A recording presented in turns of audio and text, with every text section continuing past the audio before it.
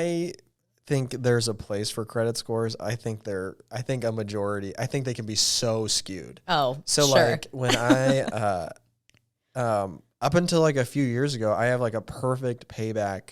Like I've never missed a payment on. I think there was like a Menards card or something I forgot I had and missed a payment or whatever. Okay. But like I would have employees that have like a credit card they put $1,000 on and they have like an 800 credit score. And then I've paid back like $250,000, $300,000 in like loans. And my credit score is like a 690. You know, I'm like, how is this accurate? You know, and I agree. I think there's like especially in the loan world, but I guess there's really no other way to quantify it. I know. That's why I'm like, I numbers. agree, but there's no alternative. Like, I need to be able to know what you've done. And the good thing is that if you're, depending on where you go, you're able to take that into account, right? Depending on what underwriting team is looking at it, you can explain yourself, but there's nothing else for us to look at to see people's history. Well, yeah, I think, we're talking about loans now, but I remember when I applied for a mortgage the first time. Okay. This was probably 7-8 years ago. I had income, but not great.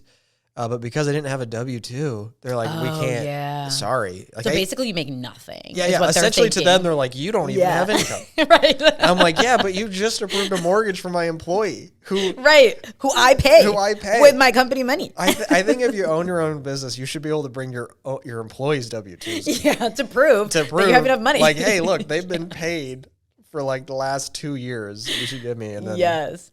Yeah. There's so many things in the back end. I mean, seriously, working in loans for the majority of my career, there's so many things. And I'm like, there is no precise way to do it. And we're doing it for what works for the majority. But there are outliers like the situation where it's like, it doesn't really benefit you though. Yeah. And I understand having to have like some sort of rigidity to the rules because I know there's like discrimination laws and like all these different things. So I completely understand that. But it's like, it's just me and my friends who like own businesses like, how are our employees buying houses and we can't buy a house? I know. And it ended up working out. Eventually, like I learned a lot through that process of getting letters from, different vendors and stuff. You can build essentially like not like a booklet, but you can build essentially like a portfolio of like, hey, these are my finances, like, and this is how you can build up some sort of case. But if you just talk to that first level loan person, they're like, I don't know. You're not going to get it. Yeah, they're like, you should go home. Yeah. You're like, no, we can dig deeper. Yeah. So you're at Star, and how long are you there? Are you enjoying a year? A year seems to be a magical number. Okay. Yeah. So I was there a year, and then I don't know how much I'm allowed to tell about this story. Okay. So I don't know how honest I could be. You can be as honest as you want. Okay. So your wife actually introduced me to the church that you guys were going to at the time. Yeah. And because I just moved back to Muncie and I was trying to find a home church because I was getting married. Yeah. We were going to stay there for a while. So we end up starting this church and then through that, create a community as you should and as one does. And one of who is now one of my best friends, her husband worked at a company. And just naturally conversation, you get to talking and what do you do? What are your skills and how's work and that kind of conversation.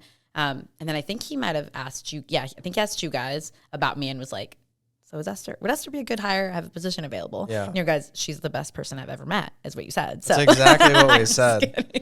I'm just kidding. So you said some great things about me, which I will never be able to repay you for. No. And then I think maybe we talked about it after in like a casual conversation, him and I did. And I did my first interview with him, came in, met the team, met the CEO, and moved over in August of 2017. Yeah, and so basically you moved over to Flagship Bankable, which is a non-for-profit that does primarily micro SBA loans. Great organization for small business owners. Yeah, and really a great team. Adam's interview will be on here. I interviewed him earlier today. Oh, you did? You dismissed my gosh. Oh, I'm so sad. But talk a little bit about what you did there and then, what you learned. I think that's probably where you honed a lot of your sales skills. Oh my gosh. I grew up there. Like if I had to pick, if you're thinking of careers as also compared to life, like that's my hometown. That's what I think of at Bankable. I started there with no experience as far as banking lending goes or any sort of like business lending goes. And they really, I mean, catapulted. Talk about believing in someone, which I think is another thing I've learned throughout my career is if you have someone who's believing, like even just cheering you on behind the scenes without even realizing it, that's going to go miles further than you trying to do it on your own.